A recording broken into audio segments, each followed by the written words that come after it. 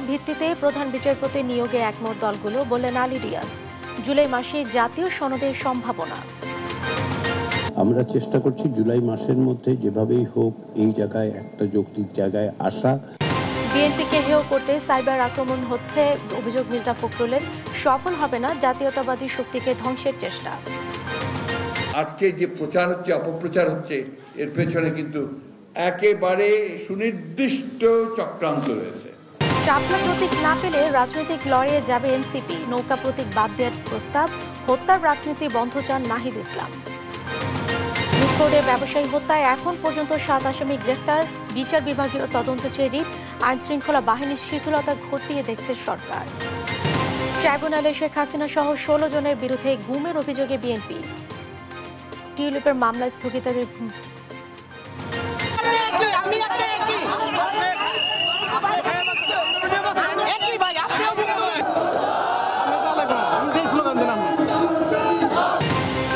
রাজধানীর বনানীতে পুলিশের সঙ্গে সিএনজি অটোরিকশা চালকদের সংঘর্ষ, আহত কমপক্ষে 10। দিনভর অবরোধে যাত্রী ভোগান্তি। এবং টি-20 সিরিজে সমতায় ফিরল বাংলাদেশ। ডাম্বুলে শ্রীলঙ্কার বিপক্ষে 83 রানের জয়, 50 বলে 76 রান লিটনের। সংবাদ রাতে দেখছিলেন সংবাদ শিরোনাম, সঙ্গে আছে আমি জেসিকা আবেদিন। বিস্তারিত। জরুরি অবস্থা ঘোষণা এবং 5টি নির্দেশনার প্রেক্ষিতে প্রধান বিচারপতি নিয়োগের ইস্যুতে ঐক্যমতে পৌঁছেছে রাজনৈতিক দলগুলো। তত্ত্বাবধায়ক সরকার ফিরিয়ে আনার ব্যাপারে সবাই একমত হলেও সরকার প্রধানের নিয়োগ প্রক্রিয়া নিয়ে আরও আলোচনা দরকার বলে মত রাজনৈতিক নেতাদের। সাইফুল রিপনের প্রতিবেদন। রাজধানীর ফরেন সার্ভিস একাডেমিতে জাতীয় ঐকমত্য কমিশনের দ্বিতীয় ধাপের দ্বাদশ বৈঠকের আলোচনার বিষয়বস্তু ছিল জরুরি অবস্থা ঘোষণা, প্রধান বিচারপতির নিয়োগ ও তত্ত্বাবধায়ক সরকার ব্যবস্থা। যৌক্তিক সমাপ্তি এবং একটি জাতীয় সনদ তৈরি করা সম্ভব হবে। প্রথমার্ধের আলোচনায় জরুরি অবস্থা ঘোষণা ইস্যুতে ঐকমত্য গড়ে ওঠার তথ্য জানান রাজনৈতিক দলের নেতারা। জরুরি অবস্থা ঘোষণা সংক্রান্ত সংবিধানের আর্টিকেল 141 ক সংশোধনের ব্যাপারে সব রাজনৈতিক দল একমত পোষণ করেছে এবং এটা আগের ঐকমত্য পোষণ হচ্ছে। দ্বিতীয়, যে এই জরুরি অবস্থা ঘোষণা যেন রাজনৈতিক হাতিয়ার হিসাবে ব্যবহৃত না হয় সে ব্যাপারেও ঐকমত্য পোষণ হয়েছে আগে। কিন্তু এর প্রেক্ষিতে কি কি পরিবর্তন সংবিধানে আনতে হবে সেই বিষয়গুলোতে আগে বিস্তারিত আলোচনা হয়েছিল, কিন্তু ঐকমত্য আসা যায়নি। আজকে যেটা কনক্লুশনে আসা গেছে, অভ্যন্তরীণ গোলযোগটার পরিবর্তে এখানে স্বাধীনতা, সার্বভৌমত্ব এবং ভৌগোলিক অখণ্ডতার প্রশ্নে এই শব্দটা যোগ হবে এবং একই সাথে প্রাকৃতিক দুর্যোগ ও মহামারী এটাও এখানে যুক্ত হচ্ছে। সেখানে আমাদের প্রস্তাব ছিল যে ক্যাবিনেটে প্রধান বিরোধী দলীয় নেতা বা নেত্রী যিনি থাকবেন, যারা স্ট্যাটাস একজন মন্ত্রীর সমান, তিনি সেখানে অন্তর্ভুক্ত থাকবেন। এখন প্রশ্ন আসছে যদি উনি না থাকতে পারেন, তখন আমরা অল্টারনেটিভ বলেছি যে উনি যদি না থাকতে পারেন কোনো কারণে, তাহলে deputy leader of the opposition যিনি আছেন, যার স্ট্যাটাস প্রতিমন্ত্রী, তাহলে উনি সেখানে থাকবেন। তো এতে করে একটা সরকার এবং বিরোধী দলের মাধ্যমে একটা ন্যাশনাল ক্যারেক্টার বা সেইফ এখানে আসছে। প্রধান বিচারপতির নিয়োগ নিয়েও কয়েকটি নির্দেশনা নির্দিষ্ট করে ঐকমত্যে পৌঁছানোর কথা জানান রাজনৈতিক দলের নেতারা। তাদের যে অরিজিনাল প্রস্তাব ছিল, কর্মে প্রবীণতম জ্যেষ্ঠতম বিচারপতিকেই প্রধান বিচারপতি হিসেবে নিয়োগ করা হবে, কিন্তু এখানে একটি ডিসেন্ট ভয়েস দেওয়া হয়েছে যদি কোনো দল তারা ক্ষমতায় গিয়ে ইশতেহারে থাকে, তখন তারা ক্ষমতায় গিয়ে সংবিধান সংশোধনের মাধ্যমে জ্যেষ্ঠ দুজনের মধ্যে যে কোনো একজনকে প্রধান বিচারপতি হিসেবে নিয়োগ দেওয়ার বিধান সংযুক্ত করতে পারবেন। কিছুটা অ্যাকোমোডেট করেই আমরা সবাই একমত হয়েছি। এখন প্রথম কথা হচ্ছে যে জ্যেষ্ঠতম যিনি, তাকে নিয়োগ দেওয়া হবে, ফুল স্টপ। সেকেন্ড, কোনো কারণে যারা ক্ষমতাসীন থাকবেন তারা যদি ফিল করে, তাহলে 2-এর একজনকে করার প্রভিশন থাকবে, তবে এটা সংবিধান সংশোধন করে করতে হবে।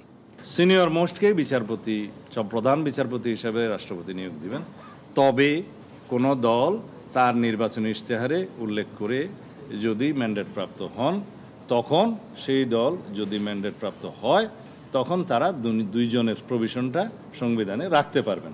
তো সেখানে ওই 70 অনুচ্ছেদে যেমন নোট অফ ডিসেন্ট দিয়ে আমরা একমত হয়েছিলাম, এটাও অনেকটা তার কাছাকাছি।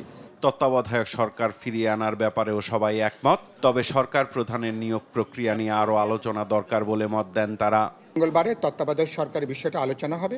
সাইফুল রিপন, দেশ টিভি, ঢাকা। দেশ থেকে জাতীয়তাবাদী শক্তিকে ধ্বংস করতে নানা চক্রান্ত চলছে বলে অভিযোগ করেছেন বিএনপি মহাসচিব মির্জা ফখরুল ইসলাম আলমগীর। তারেক রহমানকে নিয়ে লেখা বইয়ের মোড়ক উন্মোচন অনুষ্ঠানে তিনি বলেন, বিএনপিকে হেয় প্রতিপন্ন করতে সাইবার অ্যাটাক হচ্ছে। মির্জা ফখরুল বলেন, বিএনপিকে তুড়ি মেরে উড়িয়ে দেওয়া যাবে না, বিএনপির ধ্বংসস্তূপ থেকে জেগে উঠতে জানে। তাইফুর রহমান তুহিনের রিপোর্ট, জানাচ্ছেন মোহাম্মদ সাকিব। রাজধানীর একটি হোটেলে Tarique Rahman the hope of Bangladesh বইয়ের মোড়ক উন্মোচন অনুষ্ঠান। এতে অংশ নিয়ে বক্তারা তারেক রহমানের রাজনৈতিক প্রজ্ঞা, গণতন্ত্র ও সার্বভৌমত্ব রক্ষায় তার অবদানের কথা তুলে ধরেন। দল এবং আমাদের প্রিয় দেশের জন্য তার যে অসংখ্য ত্যাগ, সেটি স্বীকৃতি না দিলে গুরুতর অবিচার করা হবে ওনার প্রতি। কিভাবে মানবাধিকার লঙ্ঘন এবং বাক স্বাধীনতা হরণের শিকার হয়েছেন আমাদের এই নেতা এবং তার সমগ্র পরিবার। আমরা হিউম্যান রাইটস ভায়োলেশনসের কথা বলি, সারা বাংলাদেশে যে রাইটস ভায়োলেশনস হয়েছে তার একটা বড় প্রতিবিম্ব আমাদের নেতা জনাব তারেক রহমান। প্রধান অতিথির বক্তব্যে বিএনপির মহাসচিব মির্জা ফখরুল ইসলাম আলমগীর অভিযোগ করেন, জাতীয়তাবাদী শক্তিকে ধ্বংস করার জন্য চলছে নানা চক্রান্ত। এখন একটা কিন্তু মারাত্মক রকমের একটা বড় রকমের আক্রমণের শিকার আমরা হয়েছি। সাইবার অ্যাটাক হয়েছে আমাদের উপরে। চতুর্দিক থেকে একটা পরিকল্পিতভাবে বিএনপিকে হেয় প্রতিপন্ন করবার জন্যে, বিএনপিকে উড়িয়ে দেওয়ার জন্য, এবং সবচেয়ে মারাত্মক যেটা, ফর দ্য ফার্স্ট টাইম এবার আমাদের নেতা তারেক সাহেবের উপরে আক্রমণ হয়েছে। বিএনপিকে নিয়ে সোশ্যাল মিডিয়ায় নানা প্রোপাগান্ডা ছড়ানো হচ্ছে, চলছে সাইবার অ্যাটাক। এই প্ল্যাটফর্মে জাতীয়তাবাদী অ্যাক্টিভিস্টদের আরও সোচ্চার হওয়ার আহ্বান জানান মির্জা ফখরুল। আমাদেরকে সোশ্যাল মিডিয়া প্রচণ্ডভাবে প্রভাবিত করছে। আমাদের মোহাম্মদ সাকিব, দেশ টিভি, ঢাকা।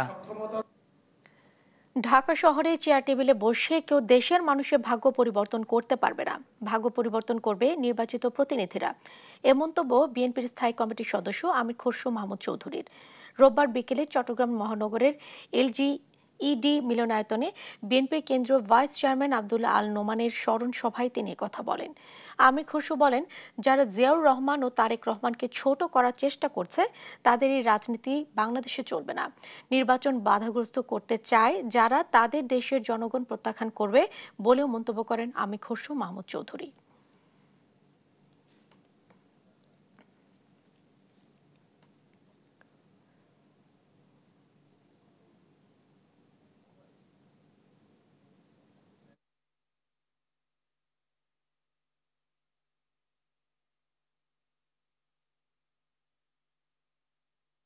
আপনি যদি শত সংস্কার করেন, হাজার সংস্কার করেন, বাংলাদেশের রাজনীতিতে যদি রাজনৈতিক চরিত্র সংস্কৃতি না বদলায়, কোন সংস্কার এখানে কাজ হবে না।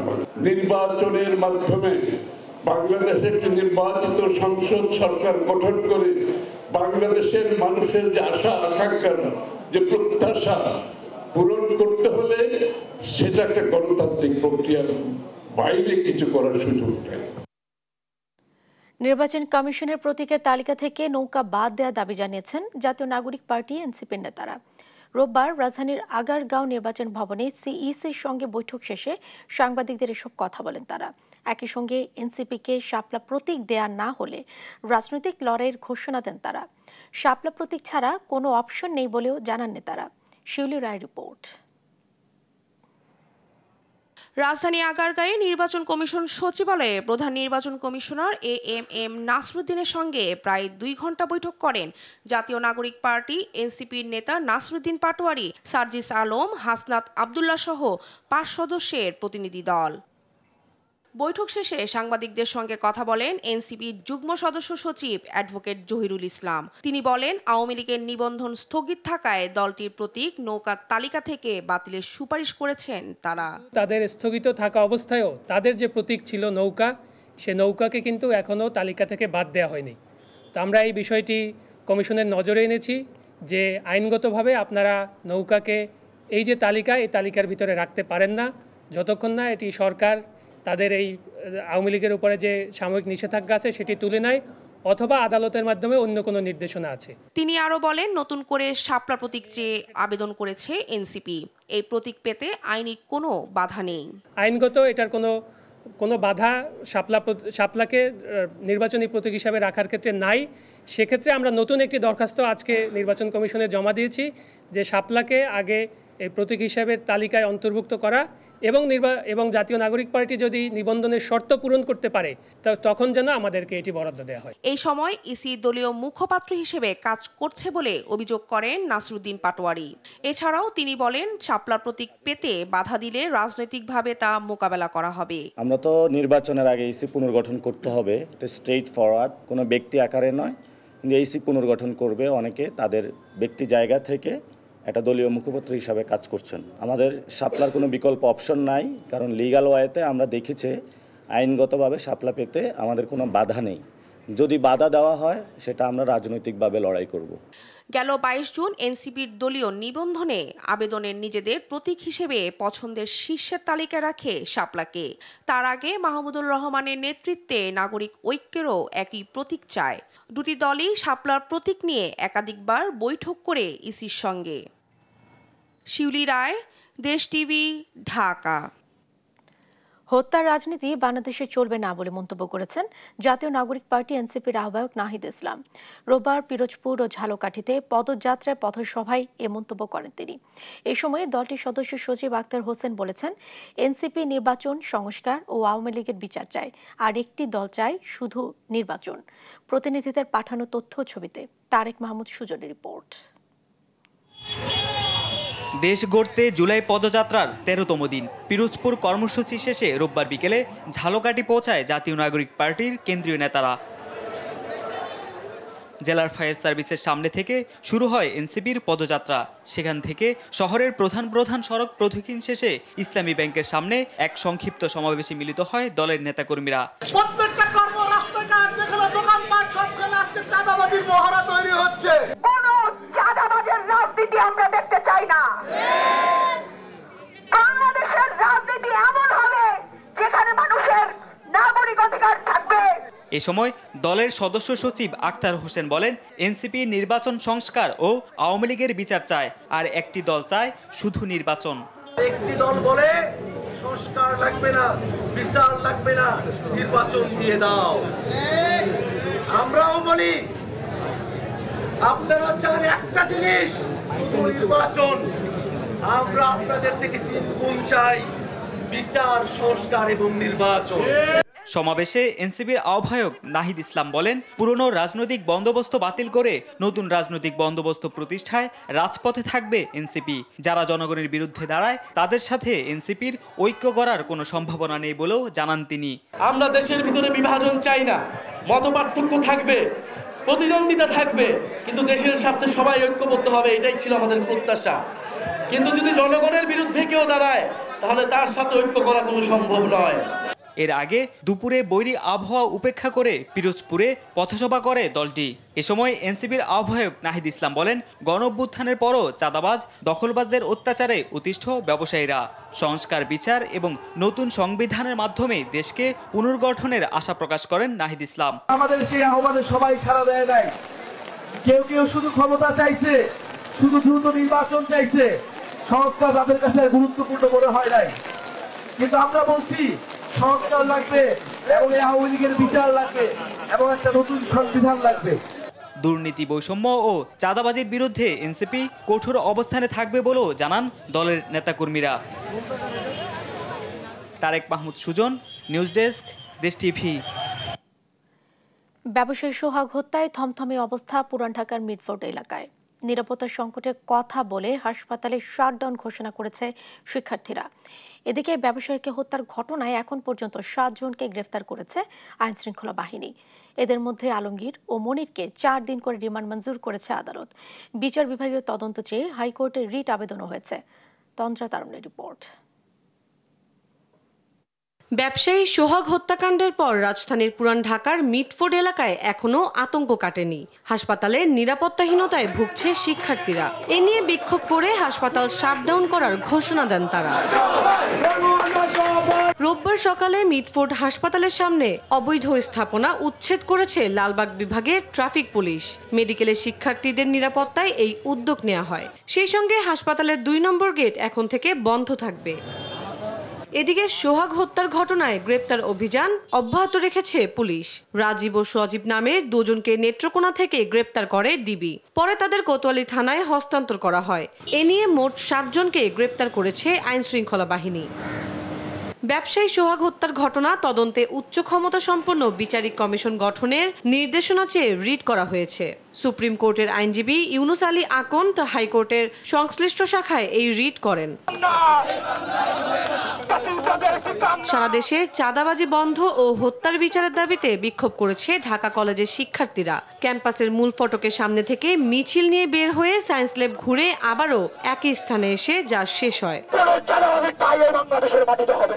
ছাত্র সমাজের কাছে কোনো অন্যায়ের ঠাঁই নাই। ছাত্র সমাজ কোনো রাজনৈতিক দলকে ভয় পায় না। আমরা কোনো রাজনৈতিক দলকে ভয় পাই না। এখনো সময় আছে।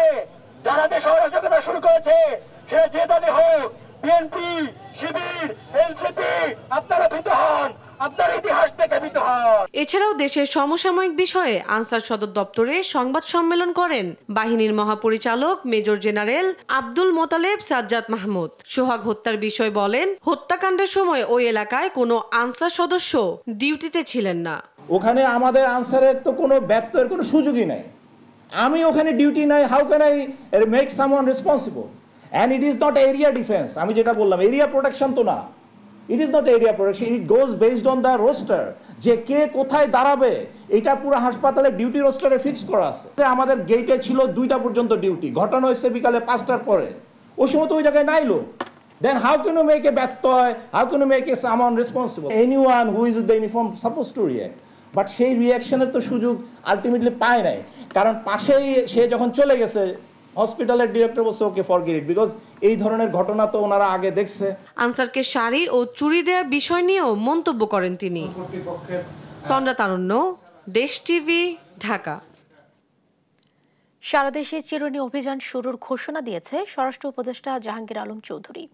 রোববার সচিবালয়ে আইন শৃঙ্খলা সংক্রান্ত উপদেষ্টা পরিষদ কমিটির সভা শেষে তিনি এই সিদ্ধান্তের কথা জানান। অন্যদিকে বিদ্যুৎ, জ্বালানি ও খনিজ সম্পদ উপদেষ্টা মোহাম্মদ ফাউজুল কবির খান জানিয়েছেন, এনবিআর এর আন্দোলনকে সরকার বিরোধী আন্দোলনে রূপ দেওয়ার ষড়যন্ত্র ছিল। নাইম আফসানের রিপোর্ট। রোববার সচিবালয়ে আইন শৃঙ্খলা সংক্রান্ত উপদেষ্টা পরিষদ কমিটির 11তম সভা করেন স্বরাষ্ট্র উপদেষ্টা জাহাঙ্গীর আলম চৌধুরী। সভা শেষে আয়োজিত সংবাদ সম্মেলনে আইন শৃঙ্খলা পরিস্থিতি বিবেচনায় আজ থেকে সারা দেশে চিরুনি অভিযানের ঘোষণা দেন স্বরাষ্ট্র উপদেষ্টা। একের পর এক নৃশংস হত্যা রোধে অপরাধীদের গ্রেপ্তার করাই এই অভিযানের উদ্দেশ্য। পরিস্থিতি বিবেচনায় সরকার যে কোনো সময় চিহ্নিত অপরাধী ও সন্ত্রাসীদের ধরতে বিশেষ বা চিরুনি অভিযান পরিচালনা করতে পারে। এক্ষেত্রে সাধারণ জনগণ সহ সকলের সহযোগিতা একান্তভাবে কাম্য।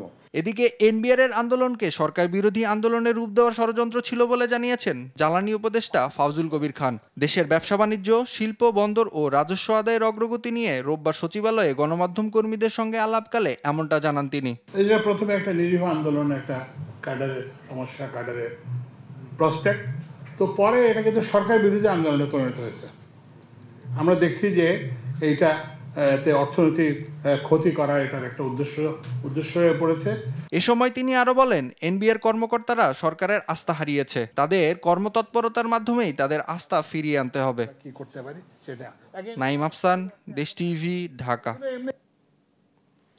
বিএনপির চাঁদার বলি ব্যবসায়ী সোহাগ, এমন সংবাদের জেরে আগামী 5 দিনের মধ্যে যুগান্তর সম্পাদককে ক্ষমা চাইতে আইনি নোটিশ পাঠিয়েছেন বিএনপির আইন সম্পাদক ব্যারিস্টার কায়সার কামাল। রোববার দুপুরে সাংবাদিকদের সঙ্গে এক ব্রিফিংয়ে এসব কথা বলেন তিনি। বলেন, যুগান্তর পত্রিকার উদ্দেশ্য প্রণোদিতভাবে সরাসরি বিএনপিকে জড়িয়ে সংবাদ প্রকাশ করেছে, অথচ পুলিশ বারবার বলে আসছে ব্যবসায়িক দ্বন্দ্ব, কিন্তু যুগান্তর বলে আসছে বিএনপি চাঁদাবাজি এর সাথে জড়িত।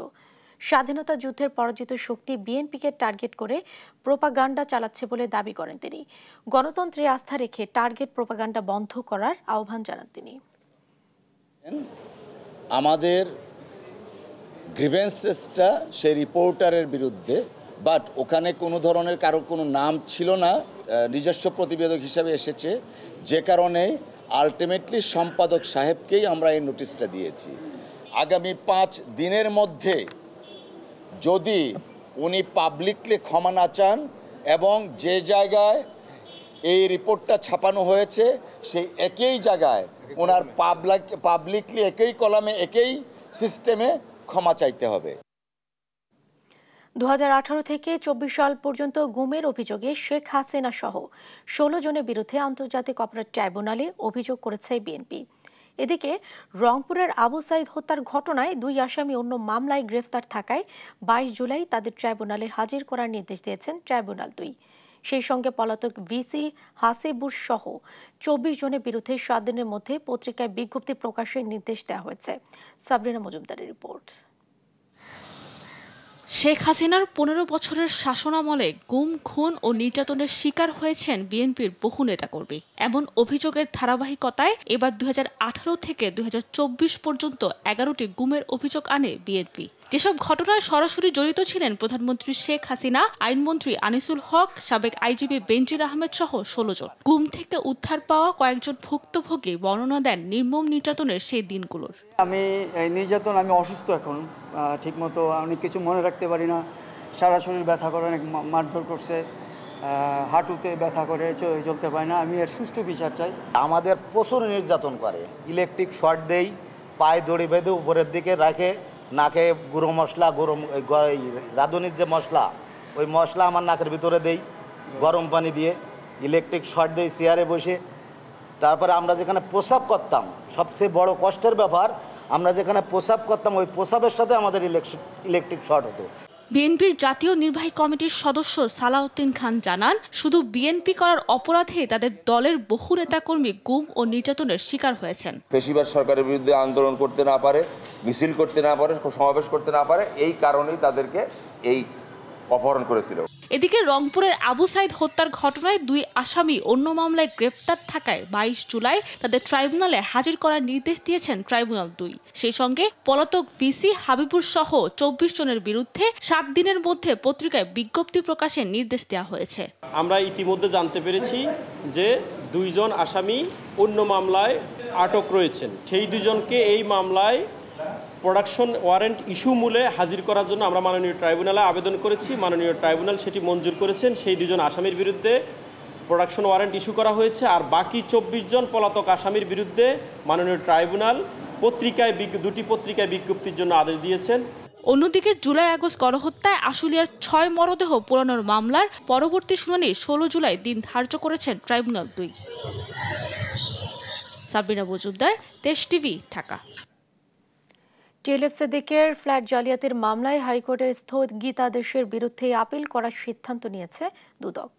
গত 8 জুলাই বিচারপতি মোহাম্মদ আলী ও বিচারপতি SK তাহসিন আলীর হাইকোর্ট বেঞ্চ খসরুজ্জামান নামে এক আসামির আবেদনে রুল জারির পাশাপাশি 3 মাসের জন্য মামলাটিতে স্থগিতাদেশ দেন। তবে হাইকোর্টের এই আদেশের বিরুদ্ধে আপিলের সিদ্ধান্ত নিয়েছে দুদক। এর আগে চলতি বছরের 15 এপ্রিল এই ঘটনা টিউলিপের সিদ্দিকের পাশাপাশি রাজুকের সাবেক 2 কর্মকর্তা শাহ খসরুজ্জামান ও সর্দার মোশাররফ হোসেনের বিরুদ্ধে মামলা করে দুদক।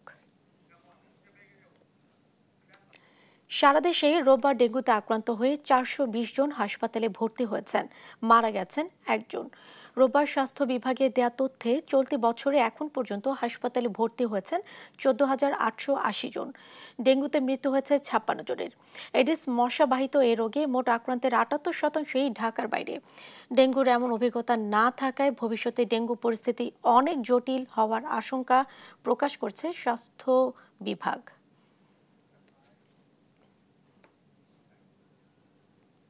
দেশে প্রথমবারের মতো জেনেটিক ও মলিকুলার ক্যান্সার শনাক্তকরণে বগুড়ার পূর্ণাঙ্গ ল্যাব চালু করল বেসরকারি উন্নয়ন সংস্থা TMSS।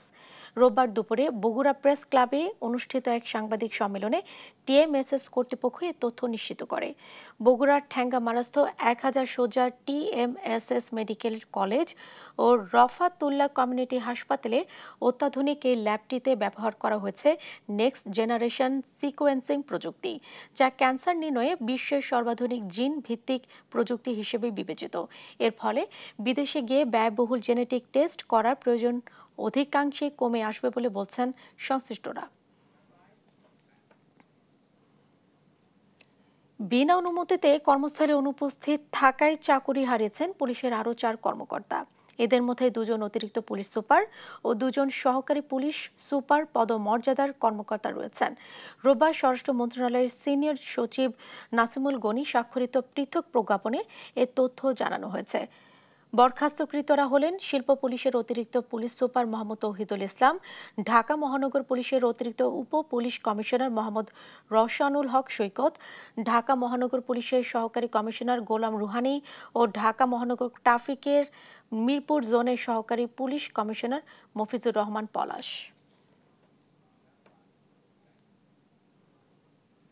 বাংলাদেশ সশস্ত্র বাহিনীতে কর্মরত সেনাবাহিনীর ক্যাপ্টেন ও তদূর্ধ্ব সমমর্যাদা কমিশন কর্মকর্তাদের বিশেষ ম্যাজিস্ট্রেসি ক্ষমতা আরও 2 মাস বাড়িয়েছে সরকার। রোববার জনপ্রশাসন মন্ত্রণালয় থেকে এই সংক্রান্ত প্রজ্ঞাপন জারি করা হয়েছে। এতে জানানো হয়, সেনা কর্মকর্তাদের ম্যাজিস্ট্রেসি ক্ষমতা 14 জুলাই থেকে 60 দিন পর্যন্ত বাড়ানো হয়েছে। এর আগে দেশের আইনশৃঙ্খলা পরিস্থিতি নিয়ন্ত্রণে গত বছরের 17 সেপ্টেম্বর সেনা কর্মকর্তাদের ম্যাজিস্ট্রেসি ক্ষমতা দেয়া হয়। এরপর আরও কয়েক ধাপে তাদের ম্যাজিস্ট্রেসি ক্ষমতা বাড়ানো হয়। ঢাকা মেট্রো এলাকায় নিবন্ধিত সিএনজির বাইরে অতিরিক্ত সিএনজি অটোরিকশা চলাচলের অনুমোদনের দাবিতে সড়ক অবরোধ করেছে সিএনজি চালকরা। রোববার সকালে বনানীর বিআরটিএ কার্যালয়ের সামনে সড়কের দুপাশে অবস্থান নেন তারা। এতে মহাখালী থেকে বিমানবন্দর এলাকার যান চলাচল বন্ধ হয়ে গেলে চরম ভোগান্তিতে পড়ে সাধারণ মানুষ। এ সময় সড়কে যান চলাচল স্বাভাবিক করার চেষ্টা করলে পুলিশের সঙ্গে সংঘর্ষ বাধে আন্দোলনকারীদের। আলিমুজ্জামান সাফওয়ানের রিপোর্ট। রবিবার সকাল 10টায় ঢাকা মহানগরীতে নিবন্ধিত সিএনজি অটোরিকশার পাশাপাশি জেলায় নিবন্ধিত অটোরিকশা চলাচলের অনুমতি চেয়ে বনানীর চেয়ারম্যান বাড়ি এলাকায় বিআরটিএ ভবন ও এর আশপাশের সড়ক অবরোধ করেন চালকরা। ঘণ্টার পর ঘণ্টা সড়কে যান চলাচল থমকে যাওয়ায় চরম ভোগান্তিতে পড়ে সাধারণ মানুষ। এ সময় বিক্ষোভ উপেক্ষা করে যানবাহন চলাচলের চেষ্টা করলে শরীরে কাফনের কাপড় বেঁধে সড়কে শুয়ে পড়েন আন্দোলনকারীরা। বলেন, যৌক্তিক দাবি মেনে না নেওয়া পর্যন্ত সড়ক ছাড়বেন না তারা। আমাদের কাছে 16টা ইউনিয়ন কাইটা নিছে, বিআরটি চেয়ারম্যানে আমাদেরকে বারবার আশ্বাস দিতেছে, আমাদের 4 দিনের টাইম নিছে, 4 দিনের টাইম দিয়ে আমাদের 14 দিন ধরে আমাদের লগে সাক্ষাৎ করে না। গাড়ি 1 বছর হইছে চলে না, আমরা এই গাড়ি দিয়ে কিভাবে চলবো? দিনভর সড়ক অবরোধ করে আন্দোলনের ফলে দুর্ভোগে পড়ে সাধারণ মানুষ। এ সময় ক্ষোভ প্রকাশ করেন অনেকেই। 1 ঘন্টা 2 ঘন্টার উপর রাস্তা না, বলার কিছু নাই তো ভাই, বলার দরকার নাই, আমাদের কিছু বলার দরকার নাই, রাস্তা ছাড়েন। ওনাদের যেহেতু এটা নিয়ে সমস্যা হয়েছে, ওনাদেরও যেমন মানে রুজির উপরে সমস্যা হয়েছে, ওনারা স্পেসিফিক জায়গায় যায় বলুক। আমাদেরকে লাঞ্চের টাইম দিচ্ছে 1 ঘন্টা, 3 ঘন্টা এখানে পড়ে রয়েছি।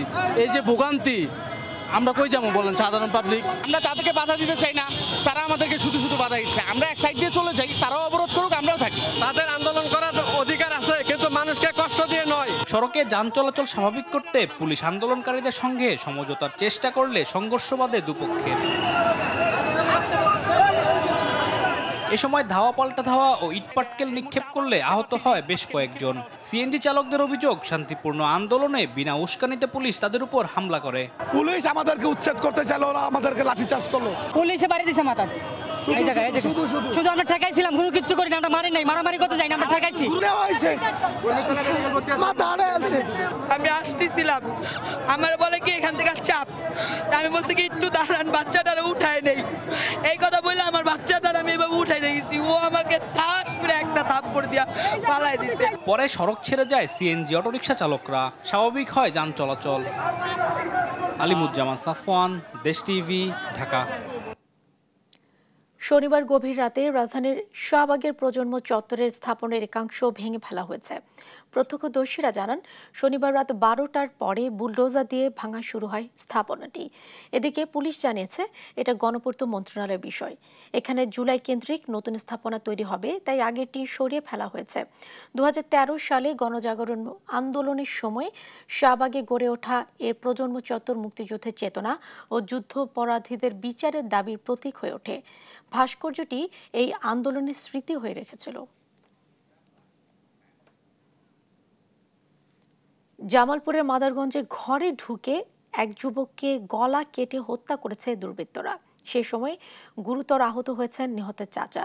নিহত মাসুদ প্রামাণিক মাদারগঞ্জ উপজেলার কোয়ালিকান্দি গ্রামের সম্রাট প্রামাণিকের ছেলে। মাসুদ তেঘরিয়া শাহিদ আলী স্কুল অ্যান্ড কলেজের একাদশ শ্রেণীর শিক্ষার্থী। পুলিশ জানায়, শনিবার রাতে কোয়ালিকান্দি গ্রামে চাচা রুবেল প্রামাণিকের সঙ্গে ভাতিজা মাসুদ প্রামাণিক একই ঘরে ঘুমায়। দুর্বৃত্তরা গভীর রাতে ঘরে ঢুকে মাসুদকে গলা কেটে হত্যা করে। সে সময় চাচা রুবেলও ছুরিকাঘাতে গুরুতর আহত হয়।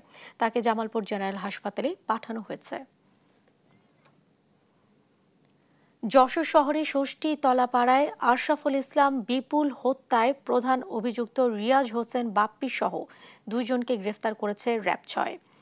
রবিবার বিকেলে এক প্রেস ব্রিফিংয়ে র্যাব 6 যশোরের কোম্পানি অধিনায়ক মোহাম্মদ রাসেল জানান, 6 মাস আগে রিয়াজ হোসেন বাপ্পির সাথে বিবাহ বিচ্ছেদ হয় সোনিয়ার। পরে বাপ্পির বন্ধু আশরাফুল ইসলাম বিপুলের সঙ্গে প্রেমের সম্পর্কে গড়ে ওঠে সোনিয়ার। এরপর বিয়েও করেন 2 জন। এই ঘটনার পর থেকে বিপুলের উপর ক্ষোভ ছিল বাপ্পির। এরই জেরে শনিবার রাতে শহরের ষষ্ঠী তলায় বিপুলকে ডেকে নিয়ে ছুরি দিয়ে উপর্যুপুরি কুপিয়ে গুরুতর জখম করে বাপ্পি ও তার সহযোগীরা। পরে হাসপাতালে নেওয়ার পর মারা যায় বিপুল।